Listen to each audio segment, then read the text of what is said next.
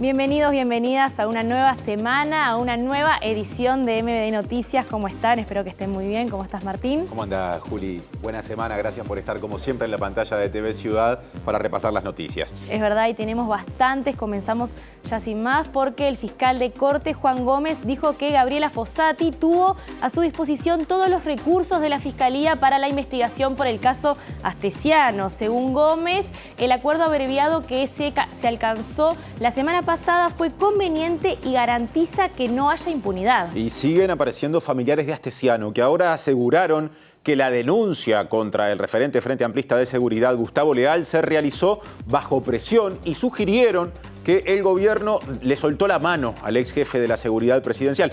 Incluso, también hay que decir que desde el punto de vista económico, según el Frente Amplio, ha pasado esto. Representantes del oficialismo le reclaman al Frente Amplio que tome la decisión de que Leal deje el ámbito de seguridad interpartidario que hace relativamente poco empezó a funcionar. Es verdad, Martín, pero tenemos muchas más noticias el día de hoy. Por eso mismo vamos a repasar los titulares de la jornada. El herrerismo busca alinear a otros sectores nacionalistas detrás de la precandidatura de Laura Raffo para las elecciones de 2024. Organizaciones sociales valoran positivamente la postura que adoptó la Institución Nacional de Derechos Humanos sobre el proyecto Neptuno. La justicia ordenó al Ministerio de Ambiente que proporcione los datos sobre la cantidad de agua y electricidad que utilizará el data center que proyecta tener Google en Uruguay. Proyecto de ley de Cabildo Abierto sobre personas físicas deudoras genera resistencias en la interna del oficialismo y habilita negociaciones con el Frente Amplio. Hay preocupación entre los colectivos vinculados a las ollas populares y merenderos por la finalización del contrato entre el Mides y la ONG Uruguay Adelante. Italia solicitó al gobierno de Brasil que ejecute la sentencia del militar uruguayo brasileño Pedro Antonio Mato Narbondo. El vicepresidente de la AUF, Gastón Tealdi, denunció amenazas de muerte ante Fiscalía por bandera colocada en el campeón del siglo. En Brasil se declaró estado de calamidad pública debido a un temporal registrado en San Pablo que provocó más de 25 muertes. En Argentina investigan la muerte de una de las personas acusadas en la causa del escándalo político que involucra al falso abogado Marcelo D'Alessio.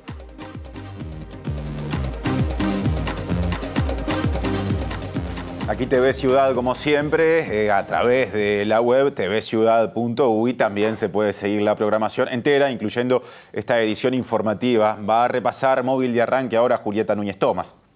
Muchas gracias, Martín. En esta oportunidad vamos a hacer conexión con nuestro periodista Martín Duarte, que con esta tarde bastante linda se encuentra allí en el Quibón. ¿Cómo estás, Martín? Contanos de qué va a ir el móvil de hoy. Julieta, Martín, sí, una postal de las más populares de nuestra ciudad. Te digo que está muy concurrida la Rambla, mucha gente haciendo deporte, también aprovechando para matear a esta hora. Y justamente de turismo vamos a estar conversando, estamos a pasitos de las populares letras de Montevideo que se inauguraron allá por el año 2014 y en la jornada de hoy estuvimos haciendo una evaluación de lo que viene dejando la temporada de turismo, en particular para Montevideo. Conversamos con Fernando Amado, director de turismo de la Intendencia de Montevideo, que valoró positivamente la llegada del turismo a través de los cruceros y también valoró positivamente la llegada de turistas brasileros, en particular de San Pablo y Porto Alegre, que de alguna forma están cubriendo esa ausencia que por motivos económicos han dejado los turistas argentinos. Esto lo estaremos evaluando en un ratito, quizás conversando con algún turista que ande la vuelta aquí por los carteles, por el cartel de las letras de Montevideo. Mariana Abreu está en estudios, pero podríamos decir que hoy adelanta columna desde el cruce de ambiente con tecnología. ¿Cómo andás, Mariana? Así es, ¿cómo estás, Martín? Vamos a estar hablando de un fallo que tiene consecuencias ambientales porque la justicia dispuso que el Ministerio de Ambiente brindara información sobre la cantidad de agua y de energía que va a insumir este proyecto que tiene planificado Google para nuestro país, el data center que se va a estar construyendo en el departamento de Canelones, data center que va a necesitar justamente de grandes volúmenes de agua y energía para mantener refrigerados estos servidores. Y bueno, esta información que fue denegada por el Ministerio de Ambiente en una primera instancia tras un pedido de acceso a la información pública tiene este desenlace judicial, una sentencia en primera instancia que, bueno, se va a tener que ratificar o no por parte del Tribunal de Apelaciones los próximos días. Otro asunto. En entrevista con El Observador, la fiscal Gabriela Fossati hizo referencia a los recursos de los que dispuso para llegar al pedido de condena finalmente concretado de Alejandro Astesiano, el ex jefe de la custodia presidencial. Y el fiscal de Corte, Juan Gómez, algo dijo al respecto después de esa entrevista. Vamos a repasar qué dijo. Que la Fiscalía General de la Nación puso a su disposición los escasos recursos que dispone. Entonces, en ese sentido, y cuando digo puso a disposición, queda siempre sujeto a la iniciativa de la fiscal, en este caso la doctora Fossati. Y el acuerdo, que es un acuerdo muy importante, es un acuerdo que implica una asunción de responsabilidad por parte de Astesiano muy importante. Y fíjense que el delito más castigado de todos los que se le atribuyen es el delito de asociación para delinquir.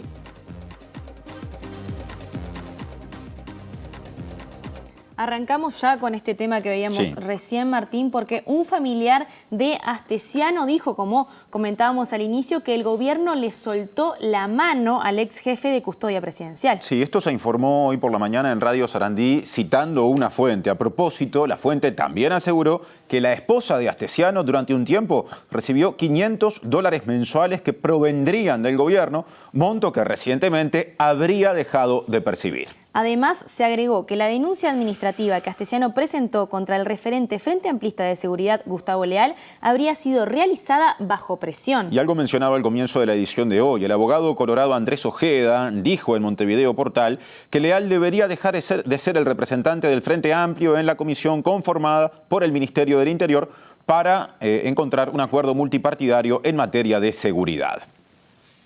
Y como lo veíamos hace minutos nada más, el fiscal de Corte Juan Gómez dijo que los acuerdos abreviados le garantizan a la sociedad que no haya impunidad. Todo esto lo dijo en Radio Mundo durante una entrevista en la que se refirió a la condena sobre Astesiano.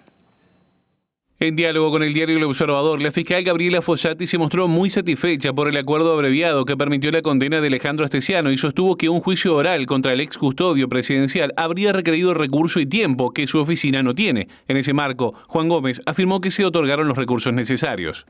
Debo manifestar claramente que la Fiscalía General de la Nación puso a su disposición los escasos recursos que dispone. Entonces, en ese sentido, y cuando digo puso a disposición, queda siempre sujeto a la iniciativa de la fiscal, en este caso la doctora Fossati, de hacer uso o no de los recursos con que cuenta la Fiscalía. En otro orden, Gómez afirmó que el proceso abreviado para dirimir el caso Astesiano fue una buena medida tomada por la fiscal Fossati. Un pequeño comentario, yo soy partidario, lo que no debe primar en la sociedad es la impunidad.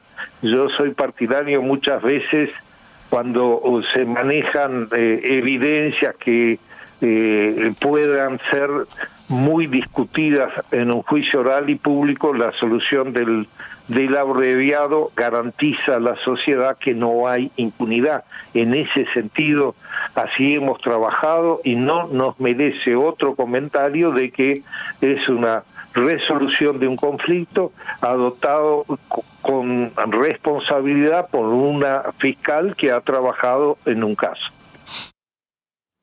Ahora vamos a cambiar de tema, porque el diputado nacionalista Sebastián Andújar dijo que su sector, el herrerismo, está muy motivado con la posibilidad de apoyar la precandidatura presidencial de Laura Raffo. En caso de que esto suceda, Martín, la ex postulante a la Intendencia de Montevideo, como recordamos, debería renunciar a la conducción de la departamental capitalina del Partido Nacional.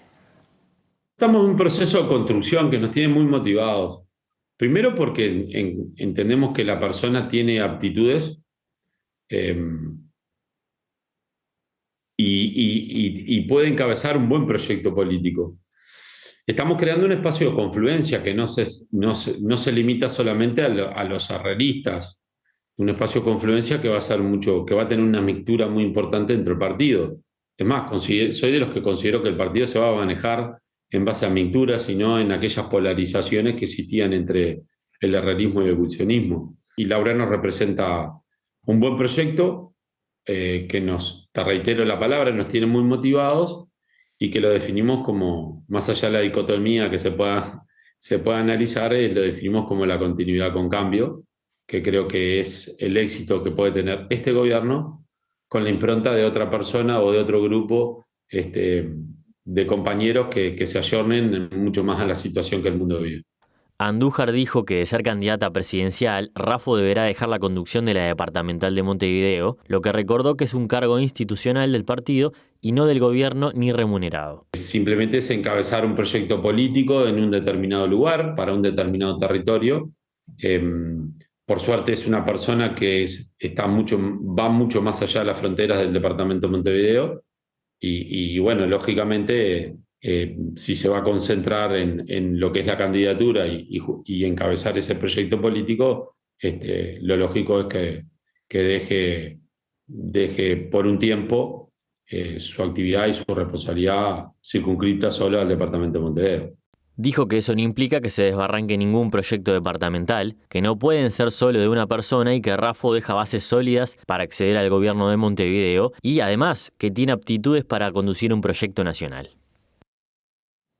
Y el diputado Andújar, que escuchábamos recién, va a presidir la Cámara de Representantes en este 2023 y consideró que transcurre el momento de mayor crispación entre el oficialismo y la oposición. Consideró que las discusiones se vulgarizan y que se usan los medios de comunicación para enviar mensajes de baja estofa.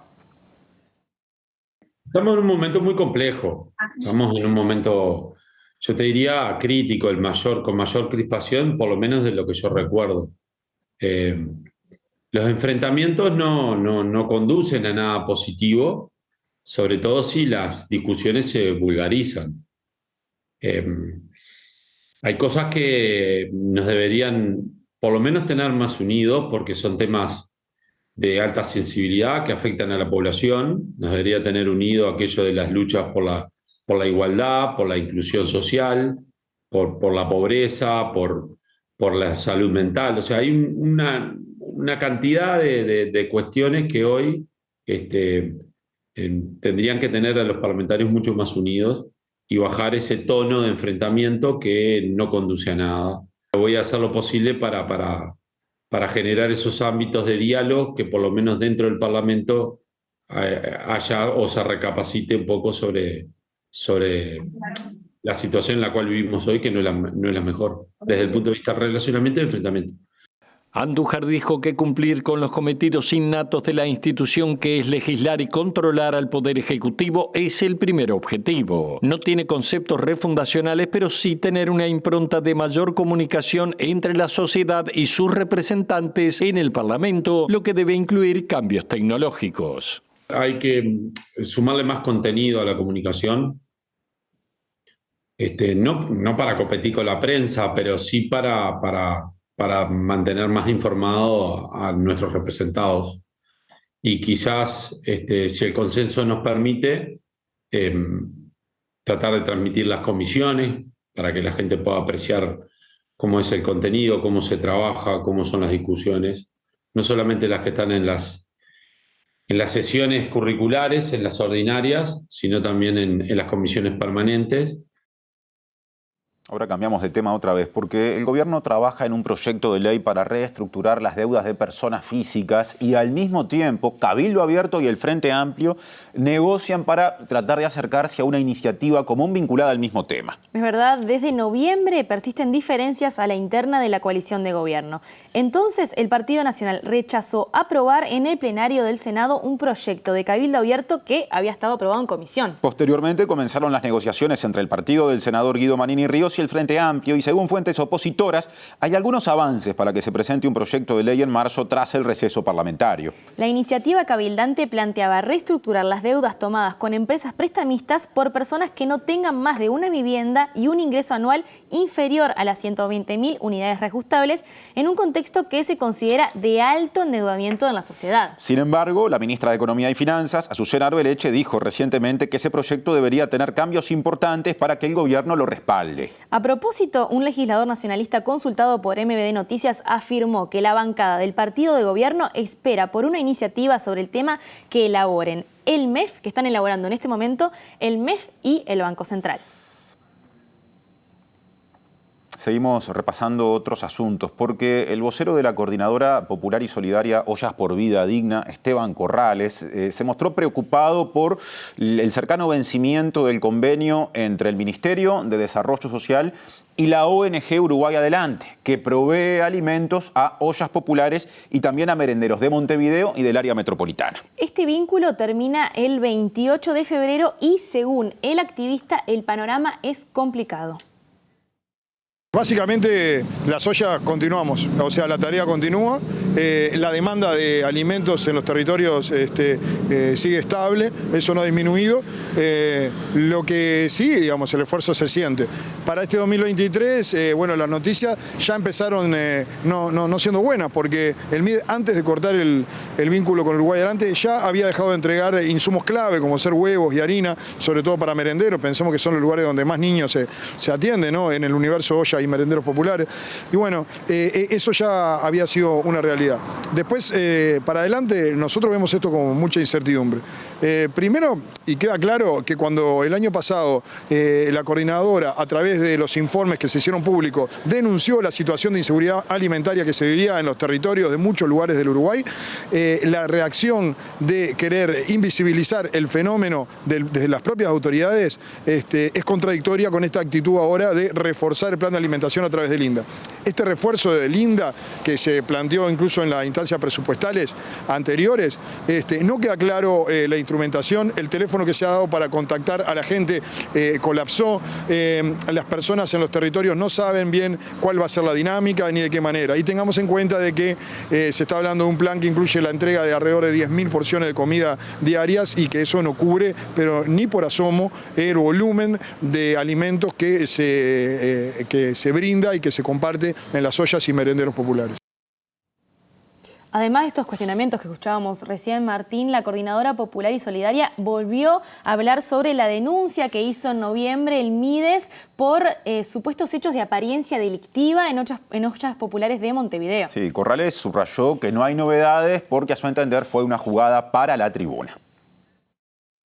Nunca nadie vio cuáles eran las denuncias, nunca se tuvo acceso al expediente. En verdad, uno empieza a sospechar de que todo esto era una jugada para la tribuna, donde se hablaba de situaciones que se quería atacar un colectivo con situaciones particulares que nunca fueron aclaradas, ¿no?, que no se sabía a qué hacían referencia. Y todo eso en el medio de una tarea sistemática de cuestionar la labor de las ollas populares, lo cual nos pareció una actitud infeliz, mezquina, desagradable por parte de un ministerio que tendría que estar ocupándose de los problemas de la gente que la gente tiene en los territorios, y gastaba su tiempo montando circos de ataque a quienes realizamos una tarea desde hace 2 años y medio sin pedir nada a cambio, excepto el agradecimiento y la solidaridad que vemos en los territorios. Nosotros, en ese sentido, te reitero, estamos tranquilas y estamos tranquilos y seguimos adelante. Las ollas populares siguen siendo necesarias, nuestra tarea sigue adelante. Por más que nos corten los insumos, nosotros estamos ahí para dar la cara. Y ahora derechos humanos, porque Italia le solicitó a Brasil que ejecute la sentencia sobre el militar uruguayo brasileño Pedro Mato Narbondo. Es verdad, el represor fue condenado a cadena perpetua por los delitos de asesinato y desaparición de personas dentro de la causa del Plan Cóndor. La solicitud fue firmada por el ministro de Justicia italiano, Carlo Nordio, y enviada al gobierno brasileño por vía diplomática el 7 de diciembre del año pasado. Según la información publicada por el medio brasileño Opera Mundi, en el documento del gobierno italiano explica que la solicitud de extradición de Narbondo, enviada a Brasil el 29 de diciembre de 2021, fue denegada debido al artículo 5 de la Constitución brasileña, que prohíbe la extradición de nacionales y que, en consecuencia, solicitan a las autoridades brasileñas, con base en la ley de migración, la ejecución de la pena en Brasil. Pedro Mato Narbondo, militar retirado del ejército uruguayo como ex coronel, adquirió en el año 2003 la nacionalidad brasileña heredada de su madre. Precisamente por ser brasileño, el gobierno negó su extradición a Italia. Actualmente vive en la ciudad fronteriza de Santana do Livramento. Conocido como el burro en nuestro país por la forma brutal que conducía sus interrogatorios, es uno de los 14 torturadores condenados por el Tribunal de Roma a cadena perpetua. Las víctimas de Mato Narbondo son Bernardo Arnone, Gerardo Gatti, Juan Pablo Recaño y María Emilia Islas. Como la Constitución brasileña no admite la pena de muerte ni la cadena perpetua, si se acepta la solicitud de Italia, la sentencia del coronel debería reducirse de acuerdo con la ley penal brasileña. El gobierno brasileño ya dejó en claro que existe la posibilidad de que los ciudadanos condenados en el extranjero, a quienes se les negó su pedido de extradición, cumplan sus condenas en Brasil. Ahora cambiamos de tema porque Gastón Tealdi, vicepresidente de la Asociación Uruguaya de Fútbol, presentó una denuncia ante Fiscalía por amenazas de muerte. Claro, esto tiene como punto de partida, o por lo menos como instancia bien cercana, lo que pasó ayer en el partido entre Peñarol y Boston River, durante el cual, en una de las tribunas en las que había gente de Peñarol, se pudo ver una bandera que decía Tealdi traidor. La bandera apareció en el segundo tiempo en el partido que se disputó en el Campeón del Siglo por la tercera fecha del torneo Apertura. La misma tiene que ver con una cuestión política tras las elecciones de la semana pasada en la Asociación Uruguaya de Fútbol. Gastón Tealdi fue el vicepresidente de la AUF en el periodo que Ignacio Alonso fue presidente entre 2019 y 2023. Alonso lo eligió a propuesta de Peñarol como representante de los aurinegros en su consejo ejecutivo. Para estas elecciones, en las que Ignacio Alonso volvió a ganar, fue apoyado justamente por Gastón Tealdi. El Club Atlético Peñarol, sin embargo, apoyó a Pablo Ferrari en una candidatura opositora que finalmente no se presentó. Tras la bandera, Gastón Tealdi denunció ante Fiscalía haber recibido amenazas de muerte. También se comunicó con la Unidad de Violencia en el Deporte del Ministerio del Interior, quienes están investigando los hechos. Tealdi aseguró en diálogo con Montevideo Portal que la bandera fue paga, ya que está prolijamente hecha, y dijo que le pareció sugestivo que la empresa que tiene los derechos de televisión la enfocara cuando en algunas oportunidades selecciona a quién filma y a quién no. Es parte de la lucha en la que estamos inmersos y es el precio lamentable que hay que pagar. Además agregó que recibió amenazas mediante mensajes directos a través de alguna red social. Tomé la decisión de inmediatamente comunicarme con la seguridad de la AUF, hacer la denuncia correspondiente, hablar con la Fiscalía, con el Ministerio del Interior. Se hicieron las averiguaciones correspondientes, se está trabajando en la identificación de las personas, lo que en definitiva es un hecho lamentable, porque más allá de las posiciones, de las diferencias que se puedan tener, indudablemente el respeto y la tolerancia a veces se pierden en estas cosas, que una banda de descerebrados, que son los que después hacen que el club pierda puntos o al club se lo sancione, que tengamos que trabajar justamente para que las sanciones sean lo menor posible, pero lamentablemente hay violentos que a veces son también manipulados por otras personas, por otros intereses, que son los que a veces uno toca en el ejercicio de las posturas que toma. Cambio de agenda. La Comisión Nacional en Defensa del Agua y la Vida valoró positivamente la reciente resolución de la Institución Nacional de Derechos Humanos y Defensoría del Pueblo en el sentido de exigir mayor participación ciudadana en el proceso previo a la construcción o a la concreción del proyecto Neptuno. La militante Carmen Sosa dijo que hasta ahora el gobierno no tuvo en cuenta los planteos de organizaciones y profesionales sobre este tema. La participación que debería tener la ciudadanía es total, así lo dice la Constitución en su artículo 47 y la Ley 18.610. Los ámbitos de participación son los consejos regionales y las comisiones de cuenca. Lo único que se ha dado en esos consejos regionales y en esas comisiones de cuenca es información de en qué consiste este proyecto de Neptuno. Parece que se confunde el tema participar con informar. Yo puedo informar, pero si no abro al diálogo, eso no es participación. Y es lo que ha pasado hasta ahora, ¿no? Solamente se ha informado y se sigue adelante con este proyecto sin escuchar ni a los académicos, ni a la sociedad civil, ni a la institución de derechos humanos, ni siquiera a todos los convenios que se han firmado internacionalmente, ¿no? El gobierno recientemente, bueno, hace un par de años ya, firmó el Acuerdo de Escazú, que es específico lo que dice en cuanto a la participación, que la ciudadanía debe participar en forma real y efectiva, y que esos ámbitos de participación deben ser informados. De estas comisiones de cuenca, consejos regionales, solamente nos enteramos los militantes, porque circulan por correo, ni siquiera en ningún medio de prensa, es imposible que la ciudadanía se entere, ¿no? Presenta Mercado Agrícola de Montevideo, en el corazón de un barrio donde late la ciudad. Mercado de Historias. Mercado de Historia. Les comentamos ahora que la justicia ordenó al Ministerio de Ambiente a brindar datos sobre la cantidad de agua y electricidad que utilizará el nuevo data center de Google en Uruguay, y esto fue tras un pedido de informes. Bueno, y justamente es el tema de la columna ambiental de hoy que ya desarrolla Mariana Abreu. Adelante, Mariana. Bueno, compañeros, esta resolución judicial se da en el marco, en un contexto de sequía, de déficit hídrico, de restricciones que también está imponiendo OCE a lo que es el consumo por parte de la población de agua potable, y tiene que ver también con cuestionamientos del uso industrial que se hace del agua. Si bien en nuestro país el sector productivo, las actividades agrícolas, ganaderas son las actividades que más agua consumen, bueno, también hay emprendimientos industriales que utilizan grandes volúmenes de agua y energía. Y bueno, como decíamos, esto tiene que ver con un pedido de acceso a la información pública que hace un docente, un investigador de la Universidad de la República, que justamente le pide al Ministerio de Ambiente conocer los datos sobre la cantidad de energía y de agua que va a utilizar este data center que planea construir Google aquí en nuestro país, en el departamento de Canelones, zona franca, en el Parque de las Ciencias. Un proyecto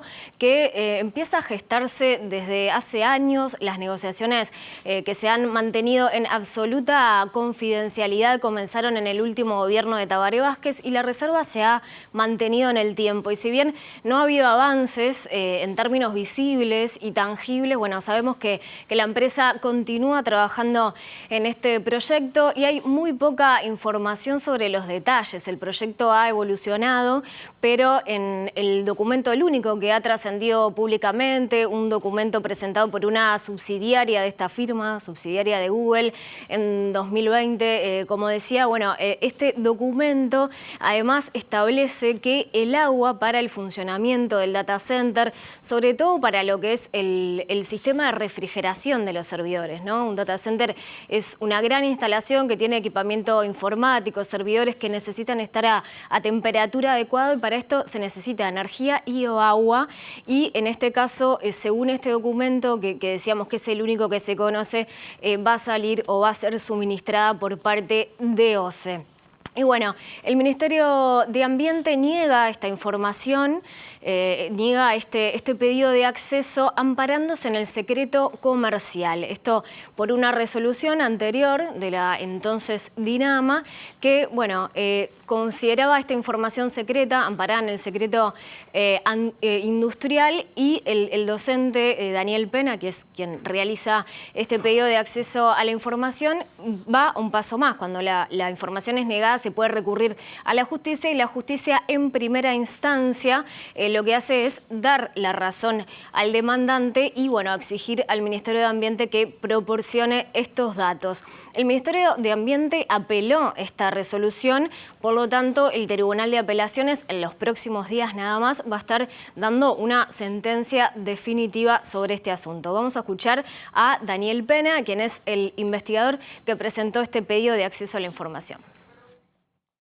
En este caso, la empresa estaba proponiendo o está proponiendo usar agua potable que le va a comprar a OCE. Entonces ahí surge la preocupación de qué va a pasar con el agua. En Chile lo que pasó es que iban a usar el agua de un acuífero que ya estaba de alguna manera amenazado, entonces el Poder Judicial obligó a la empresa a cambiar el sistema y eso frenó el proyecto. Después, por otro lado, está el problema de la energía, porque consumen mucha energía. Y esa energía, bueno, empieza toda la discusión si es energía limpia o no, o sea, de fuentes renovables o no renovables.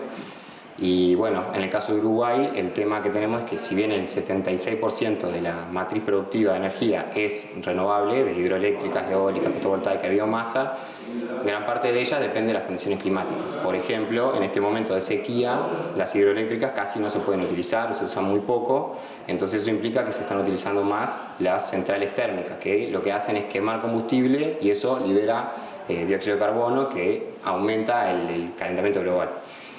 A nivel mundial eso está generando grandes conflictos y de alguna manera estas empresas están viniendo a esta zona donde estos conflictos serían un poco más tenues, digamos. Según los cálculos que hicimos en base al proyecto de Chile, el agua sería equivalente, lo que va a consumir esta empresa sería equivalente a 120.000 personas, que se va a estar tomando de la misma red que abastece a Montevideo del área metropolitana, que como dijo hace poco el presidente de OCE, está al límite, ¿no? Con respecto a la energía también habías hecho algún cálculo, ¿no? A partir de un proyecto que tienen en España, que pudimos acceder a la información, sería equivalente al 30% del consumo de un año de los hogares. ¿Y qué argumento manejó el juez, Mariana, para dar el fallo? Bueno, el juez Alejandro Martínez de las Heras, en su sentencia judicial, argumentó que lo relativo al acceso al agua potable es un derecho humano, que está también tutelado en la Constitución y que conocer el volumen de agua que se iba a utilizar para este proyecto en particular no podía acogerse bajo lo que se llama en la normativa como secreto comercial, ¿no? Que es esta información que podría dar una ventaja a los competidores, a quienes estén compitiendo en el mismo rubro, en este aspecto, el sector tecnológico. Y también afirmó que el tema del agua potable, al ser también un derecho humano, suscita el interés público porque es un bien jurídico público y no un bien privado. Y en la misma línea, recién escuchábamos a una integrante de la Comisión Nacional en Defensa del Agua y la Vida, este movimiento, organizaciones sociales que tienen que ver con el cuidado del agua y que trabajan en relación a este tema, también expresó en un comunicado el respaldo al docente, la preocupación por la negativa a esta información. Afirmó que el Ministerio de Ambiente primaba lo que es la protección de los datos privados, de los datos comerciales en lo que tiene que ver con el acceso al agua potable y a la consideración de que es un derecho humano. Y también recordaba que la Constitución establece que la sociedad tiene que participar en la gestión de los cursos de agua, en los recursos hídricos, y para esto, es necesaria que cuente con información. Vamos a escuchar a la abogada Carolina Aneme, quien estuvo trabajando en lo que fue esta demanda, y antes recordar lo que ya dijimos, que en los próximos días va a haber una resolución definitiva por parte de la justicia, por parte del Tribunal de Apelaciones, ya que el Ministerio de Ambiente apeló esta resolución. Cuando hay una denegación de información de parte del Ministerio, pero consideramos que esa información, en este caso que fue declarada como secreto industrial y comercial, nosotros consideramos que esa excepción no era posible, porque la misma ley de acceso a la información, en el artículo 12 dice que en caso de derechos humanos la información no puede declararse confidencial. Entonces, un poco nos basamos en eso porque es un tema ambiental, no es un acceso a la información pública general, sino sobre un tema específico que es ambiental y más específicamente sobre el tema del acceso al agua. Nosotros consideramos que acceder a información ambiental y sobre todo el agua es un derecho humano, que está consagrado por la Constitución, o sea, es nuestra norma máxima, y todavía a su vez lo reafirmamos con el nuevo acuerdo de Escazú que firmó el país hace 2 años, que se viene discutiendo la negociación en América Latina y el Caribe, este acuerdo hace 10 años. Se trata de garantizar a la población, sobre todo a la ciudadanía, el derecho a la transparencia, a acceder a la información que tiene el Estado. Presentó Mercado Agrícola de Montevideo, en el corazón de un barrio donde late la ciudad. Mercado de Historias. Mercado de Historia. Hay carnaval más allá del teatro de verano, sí lo habrá, y esto está vinculado al móvil que sigue de Diego Martini, a quien saludo, aunque ya hemos hablado de lo que traía. ¿Cómo te va, Diego? Martín, ¿qué tal? Julieta, buenas noches para todos. Así es, nos encontramos en la zona oeste de la ciudad, en el barrio Cabaña Naya. Ahora vamos a estar conociendo un poco más de este barrio, pero queda al oeste, pegado a Paso de la Arena. Estamos sobre Lomas de Zamora, sobre la calle Lomas de Zamora, casi Luis Valleverres, en este lugar donde hoy se va a estar desarrollando una etapa de carnaval para que vecinos y vecinas de acá de la zona puedan vivir y disfrutar de metele, que son pasteles, curtidores de hongos y bafo de onza. Y estamos con Niria Ventos, que es de la Comisión Fomento de acá, de barrio Cabaña Naya. Niria, para empezar, contanos un poco de este barrio, qué origen tiene, qué historia tiene. Bueno, el barrio se llama así justamente porque hace unos cuantos años atrás había una cabaña, se criaban caballos. En el centro de esa cabaña ahora es la concentración de Liverpool que tenemos acá en el barrio. Y bueno, de ahí viene el nombre. Y la comisión se creó también hace en el año, creo que en 1989, no precisamente en este lugar, pero fueron donados estos 2 terrenos para edificar. Y han ido pasando diferentes comisiones y bueno, ahora somos 3 mujeres que estamos acá trabajando para el barrio. Yo soy la que más visible soy porque no trabajo, pero es decir, todas cumplimos un rol importante y los vecinos también, porque ahí hay muchos vecinos colaborando. Claro. ¿Cómo se organizaron hoy para hacer esta etapa de carnaval con los vecinos? Bueno, en realidad el municipio, el consejo vecinal, DAESPO que ayuda a la intendencia y la intendencia por supuesto, todos los años acá viene el Ronda Momo. Este año, bueno, Ronda no salió, pero tuvimos la semana pasada, el miércoles, nos comunicaron de DAESPO que si conseguíamos iluminación y audio, ellos venían y vinieron y tuvimos una linda jornada también.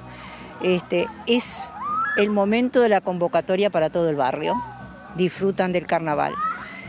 Bueno, y después la comisión, acá realizamos muchas actividades. ¿Quieres que te cuente un poco de eso? Brevemente, si podés, sí. Tenemos talleres, tenemos de la Secretaría de Deporte de la Intendencia de gimnasia para adultos, eso gratuito. Después tenemos zumba, yoga, viene el policlínico de la Intendencia una vez por mes, vienen técnicos del MIDES también una vez por mes a dar orientación a los vecinos. Bueno, eso serían las actividades y después los festejos de cumpleaños, ferias artesanales, Día del Niño, todo eso se festeja acá. Niria, y para ir cerrando, es una zona alejada del centro, entonces todas estas cosas como mencionabas son cosas que si ustedes no trabajan para que vengan acá, a algunos vecinos se les hace difícil acceder, por ejemplo el carnaval y la cultura también. Totalmente, porque lo más cercano sería Paso de la Arena, pero ya ahí la gente paga boleto y paga entrada. Acá es totalmente gratuito y por eso nos satisface mucho poder lograr estos encuentros con los vecinos. Niria, te agradecemos por estos minutos. Entonces, y como decíamos acá en el barrio Cabaña Nasa, en un ratito nomás se va a estar presentando Metele, que son pasteles, la murga, curtidores de hongos también murga, y va a estar cerrando Bafo da Onza para generar un poco de movimiento, también incorporar a los vecinos y a las vecinas. Volvemos a estudios cuando quieran. Muchas gracias, Diego. Ahora cambiamos de tema y le comentamos que el PIT-CNT va a presentar este jueves un recurso de inconstitucionalidad frente a la Suprema Corte de Justicia contra la ley que eliminó el cogobierno en la UTEC. Sí, y el proyecto de ley correspondiente había sido aprobado en el Parlamento en noviembre.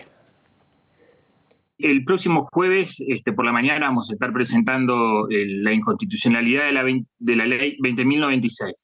La 20.096 fue promulgada el 29 de noviembre del año pasado. Y nosotros inmediatamente confirmamos un motivo que justificaría la presentación de la inconstitucionalidad, que tiene que ver con las mayorías parlamentarias necesarias para la aprobación de la ley.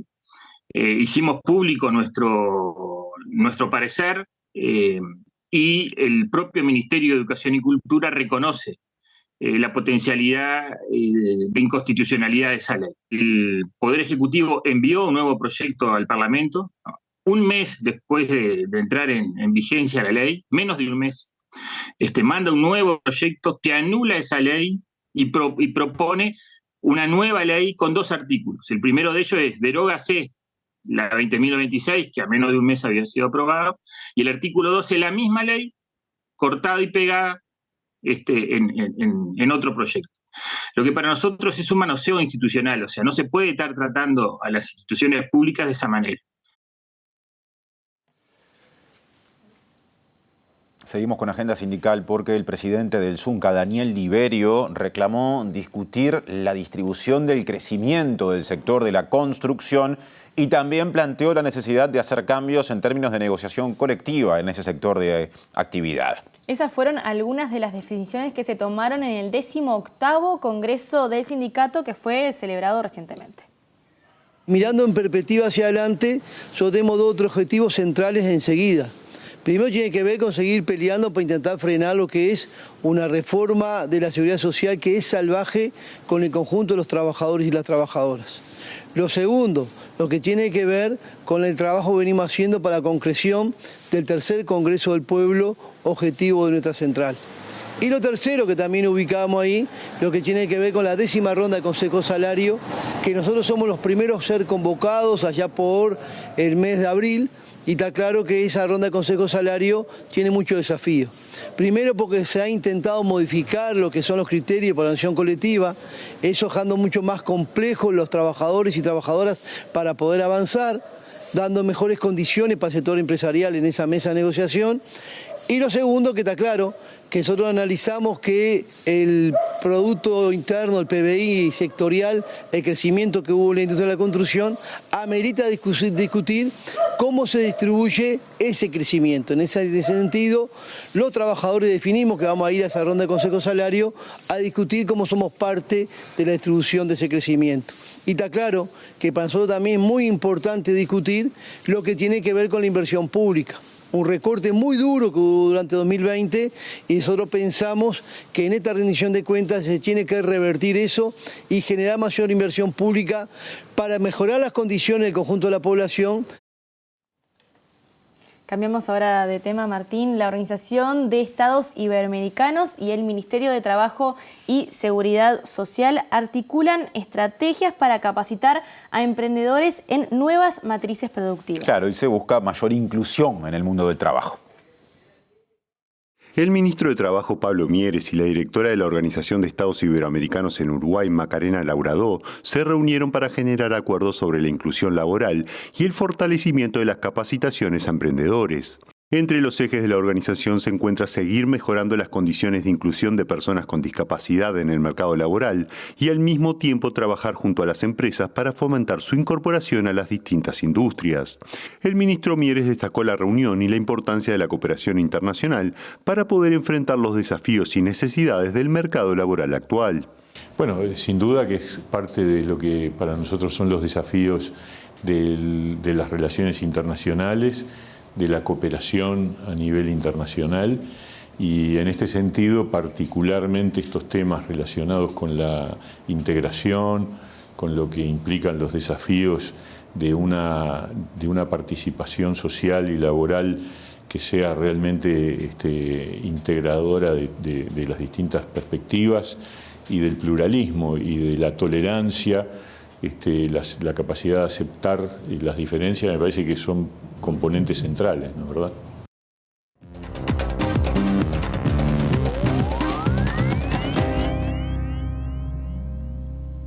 Arrancamos con el segmento internacional, esta vez y por unos días, sin Alejandro Gabart, claro, que está en sus merecidas vacaciones. Así es, y empezamos por Argentina, porque en ese país investigan la muerte de una de las personas acusadas en la causa judicial vinculada al falso abogado Marcelo D'Alessio, que se hacía pasar por agente de la DEA.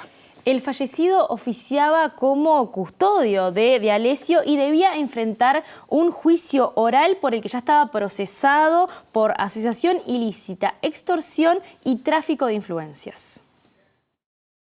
Es la segunda muerte de un involucrado en la causa D'Alessio. Ambas son presuntamente homicidio. En este caso, Eduardo Ariel Chispa Menchi fue encontrado con un disparo en la cabeza en su apartamento, pero, a pesar de que no se encontraron registros de lucha, ni de forzamiento de cerraduras, ni lesiones defensivas en la víctima, la justicia igualmente decidió dejar abierto su expediente para investigar la muerte que califican como dudosa. El deceso se produjo el 19 de enero, pero recién ahora se hizo público como parte del expediente. Chispa Menchi acompañaba a Marcelo D'Alessio en las operaciones de espionaje y extorsión e incluso lo recomendó para ser agente inorgánico de la Agencia Federal de Inteligencia. El acusado estaba actualmente procesado por asociación ilícita, extorsión y tráfico de influencias y esperaba la fecha del juicio oral que enfrentaría junto con otros 9 involucrados en la misma causa. La jueza Sabrina Namer, presidenta del Tribunal Oral Federal 8, en donde se encuentra la investigación vinculada a D'Alessio, expresó en un escrito al que accedieron diversos medios de prensa argentinos que la investigación de la muerte de Menchi se llevaba a cabo porque han habido situaciones de amenaza con otros imputados y porque este tipo de eventos son atípicos, no solo por el modo de producción de los decesos, sino por la cantidad, en un expediente relativamente acotado en cantidad de imputados. Las otras 2 muertes a las que hace referencia la jueza son las de Carlos Lignani, un ex empleado de aduana que también estaba procesado y apareció muerto en su apartamento por intoxicación por gas, y Natacha Haidt, que había sido víctima de espionaje por parte de D'Alessio y poco tiempo después del comienzo de la investigación judicial fue encontrada en la habitación de un salón de fiestas con una sobredosis. Nos vamos ahora a Estados Unidos porque su presidente Joe Biden realizó este lunes una visita no anunciada a Kiev en vísperas del primer aniversario de la guerra entre ese país y Rusia. Y en ese viaje se reunió con su par ucraniano, Volodymyr Zelensky. Los dos líderes se reunieron en la sede del gobierno ucraniano en el centro de Kiev y visitaron un muro conmemorativo en honor a los soldados ucranianos caídos en la guerra contra Rusia. Biden anunció en declaraciones junto a Zelensky $500 millones en ayuda adicional a Ucrania y adelantó que esta semana se conocerán más sanciones contra Rusia. El presidente estadounidense explicó que el nuevo paquete de ayuda incluirá más equipo militar, además de municiones de artillería, obuses y misiles Javelin, un arma portátil diseñada para destruir tanques y otros vehículos pesados. Sin embargo, no anunció el envío a Ucrania de nuevos equipos militares como los aviones de combate F-16 que Zelensky reclama para defenderse de Rusia. Esta es la primera vez que el presidente de Estados Unidos visita Kiev desde el inicio de la guerra. Biden tiene previsto iniciar mañana martes una visita oficial a Polonia para reafirmar su compromiso con los otros países del flanco este de la OTAN. Seguimos en el segmento internacional, ahora hablamos de Brasil porque en el otro país vecino, se declaró estado de calamidad pública debido a un temporal que afectó San Pablo, dejando por lo menos 25 muertes. Por estas horas continúa la búsqueda de personas atrapadas entre los escombros y se cancelaron algunas actividades de carnaval que este año se viene desarrollando con fuerte énfasis en el combate a la discriminación. Las fiestas de carnaval que paralizan Brasil durante 5 días y tienen su epicentro en Río de Janeiro pretenden poner a bailar a 46 millones de personas en todo el país y movilizar 1.558 millones de dólares. La Escola Salgueiro dedicó su desfile por los 700 metros del Sambódromo a la defensa de la libertad de expresión y del derecho de la población pobre de aprovechar el carnaval para denunciar sus sufrimientos, mientras que Mangueira, la última en presentarse, destacó en su desfile la resistencia, aún hoy, de los diferentes grupos africanos sometidos a la esclavitud en Brasil. El alcalde de Río de Janeiro, Eduardo Paes, ya había anticipado que esta sería una fiesta con tono político y el carnaval de la democracia. Aquí está el segundo bloque de MBD Noticias, edición central. Es verdad, Martín. Ahora les comentamos que 5 de los 7 centros de adolescentes de la colonia Berro volvieron a funcionar en el lugar, luego del incendio que obligó a realizar una evacuación hace una semana. Queda pendiente todavía que se reinstalen en el lugar las personas o las y los adolescentes vinculados a los otros 2 centros que están esperando reparaciones para poder volver. La directora del INISA por el Frente Amplio explicó que los adolescentes de los 2 centros que aún están en Montevideo no están en condiciones adecuadas. Además, criticó la gestión oficialista en lo que respecta a obras. Hay una ineficiencia en lo que es la gestión de las obras, la infraestructura y el mantenimiento de los edificios. Esto es algo que nosotros venimos denunciando ya en el directorio, que se tiene que tener todos los edificios, por más que no son los edificios dignos que deberíamos tener para los adolescentes, sí tenerlos aptos para poder alojar jóvenes si es necesario en casos como ¿no? de siniestros. Entonces, nosotros apelamos a que eso se pueda realizar, pero la verdad es que tenemos un recorte presupuestal que está operando desde la ley de presupuesto que está vigente y las rendiciones de cuentas que se han venido aprobando, y a su vez una ineficiencia en la gestión de INISA en lo que tiene que ver con el mantenimiento de los edificios. Las condiciones edilicias donde fueron recibidos, que no son aptas, eran espacios muy reducidos, con baños que no funcionaban, con sectores que no tenían luz eléctrica tampoco, y por otro lado lo que tiene que ver con el trabajo diario en los centros, que se vio perjudicado tanto en los centros que recibieron a los adolescentes como en el caso de los centros que tuvieron que ser realojados. Y el centro mayores de 18 requiere de mayores obras porque además es un centro que ustedes deben haber visto, tiene muchas ratas. Entonces, bueno, hay que también hacer una desratización profunda del centro porque las plagas en ese sentido están todos los días allí presentes y bueno, queremos tener un centro limpio para que se puedan trasladar. Cambiamos de asunto, porque 25 caballos que se venían utilizando en tareas de recolección de residuos en la ciudad de Montevideo se han entregado en adopción en el marco de un programa de reconversión laboral de personas clasificadoras. Es así, quienes estuvieron contemplados en este programa recibieron un motocarro para realizar tareas de limpieza en Montevideo. Los caballos que están identificados con chip fueron entregados este viernes en adopción responsable y no volverán a ser utilizados para ninguna actividad laboral. El programa impulsado por la Intendencia de Montevideo ya implicó la reconversión laboral de más de 150 clasificadores. La entrega de los caballos fue un momento de mucha emoción para los clasificadores. Recién hablé con la muchacha que adoptó la yegua mía y bueno, nada, me contó ahí un poco más o menos el trámite cómo va a ser con la yegua, pero está bueno porque se va a jubilar la yegua, como quien dice, no va a trabajar más a través de un carcaballo. Va a estar gordita nomás. ¿Cómo fue esa despedida? Y la señora se puso a llorar, yo le di una abracita a la yegua ahí, dándole las gracias por todo. Y está. Para esta edición, la Unidad de Bienestar Animal de la Comuna trabajó en forma conjunta con la cooperativa Libera y su campaña Basta de Tracción Animal a Sangre. En plena semana de carnavales, tema el turismo en Montevideo. Ya mismo vamos al móvil que está vinculado a ese tema de Martín Duarte. Así que Martín, adelante. Martín, ¿cómo estás? Te diría que fresquita tarde te podría resumir aquí por la zona de Aquibón, donde ha levantado un vientito que bajó bastante la sensación térmica, le digo por si están por salir en estos momentos. Y bueno, en uno de los lugares que se ha transformado icónico, hoy decíamos a partir del 2014 con lo que fue la instalación de las letras de Montevideo, contabilizamos una cantidad de fotografías que se vienen a sacar por ahí, el turismo interno también, porque por lo que pudimos chequear hay muchos uruguayos que llegan de otros destinos en esta semana en particular aquí a Montevideo. Y hoy estuvimos hablando del tema con el director de la División Turismo de Montevideo.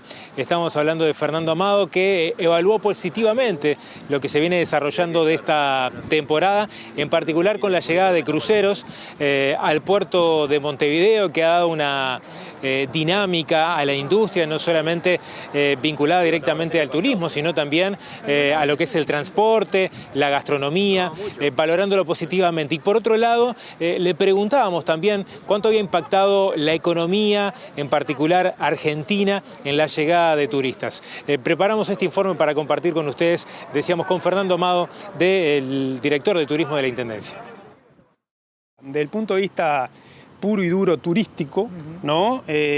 Nos falta estar más visible en la góndola, ¿no? Y eso es con promoción, es con visibilidad del destino, es con, por ejemplo, mostrar mucho más las cosas que puede llegar a vivir alguien que pueda venir a nuestro país. Amado se refirió al impacto que ha tenido la economía argentina en la llegada de turistas de este destino que elegían a Montevideo como lugar para vacacionar. Sin embargo, valoró positivamente el crecimiento de turistas del sur de Brasil, que se ha visto notoriamente incrementado.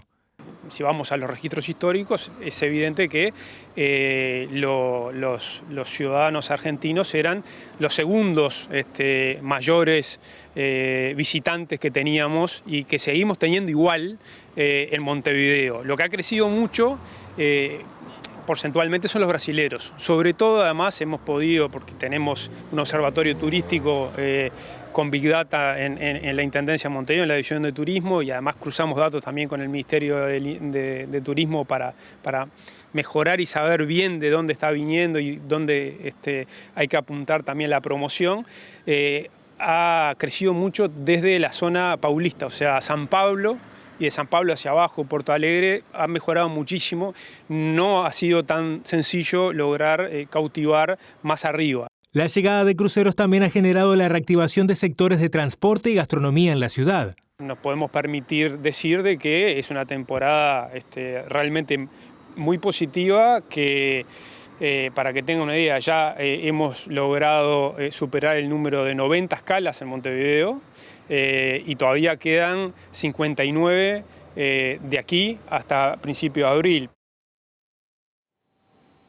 Ya estamos llegando casi al final de la edición de hoy. Sí, es cierto, hay una muy linda imagen de Montevideo que vamos a a utilizar para repasar el pronóstico del tiempo elaborado por Inumet para las próximas 72 horas, empezando, Julieta, por lo previsto para mañana, es verdad, 21 mañana, de febrero. 21 de febrero va a haber una mínima de 14, una máxima de 30. En la mañana va a estar algo nuboso y a la tarde va a haber algún periodo de claro. Pasado mañana, miércoles 22 de febrero, un panorama similar. Por la mañana se espera que el cielo esté algo nuboso con periodos de claro y algo nuboso por tarde y noche en capital y cercanías, siendo la mínima de 16 grados y la máxima de 32. El jueves también muy parecido, una mínima de 18 grados, una máxima de 28. Les anuncio desde ya que no hay pronóstico de lluvia de ningún tipo. Sí, es cierto. Después del agua que cayó en los últimos días de la semana pasada, en el fin de semana incluso, en general a nivel nacional no se espera que haya grandes precipitaciones y estamos llegando al final del programa de hoy, Julieta. Es verdad, y bueno, aunque no hay grandes precipitaciones, igual la temperatura no sube tanto como las previsiones que hubo que tomar la semana pasada. Es cierto. Estamos lejos de la ola de calor de la que hablamos hace unos cuantos días, pero todavía sin el agua suficiente. Y hasta aquí MB de Noticias y ya viene el lado B. Es verdad, nos reencontramos mañana a las 19 horas. Gracias por estar.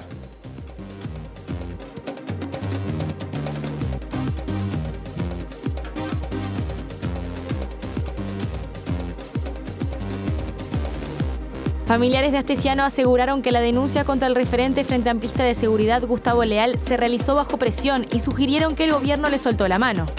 El herrerismo busca alinear a otros sectores nacionalistas detrás de la precandidatura de Laura Raffo para las elecciones de 2024. Organizaciones sociales valoran positivamente la postura que adoptó la Institución Nacional de Derechos Humanos sobre el proyecto Neptuno. La justicia ordenó al Ministerio de Ambiente que proporcione los datos sobre la cantidad de agua y electricidad que utilizará el data center que proyecta tener Google en Uruguay. Proyecto de ley de Cabildo Abierto sobre personas físicas deudoras genera resistencias en la interna del oficialismo y habilita negociaciones con el Frente Amplio. Hay preocupación entre los colectivos vinculados a las ollas populares y merenderos por la finalización del contrato entre el Mides y la ONG Uruguay Adelante. Italia solicitó al gobierno de Brasil que ejecute la sentencia del militar uruguayo brasileño Pedro Antonio Mato Narbondo. El vicepresidente de la AUF, Gastón Tealdi, denunció amenazas de muerte ante Fiscalía por bandera colocada en el campeón del siglo. En Brasil se declaró estado de calamidad pública debido a un temporal registrado en San Pablo que provocó más de 25 muertes. En Argentina investigan la muerte de una de las personas acusadas en la causa del escándalo político que involucra al falso abogado Marcelo D'Alessio.